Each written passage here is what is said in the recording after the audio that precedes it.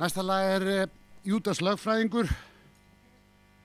Ef að Júdas væri lifandi í dag þá væri hann lögfræðingur og væri að verja svona misgóða gæja. Og þetta fjallar Júdas og Jesús saman í partí og það sem að Júdas stelur öllum trikkunum hans Jesú og allt svoleiðis. Bara gjör svo vel.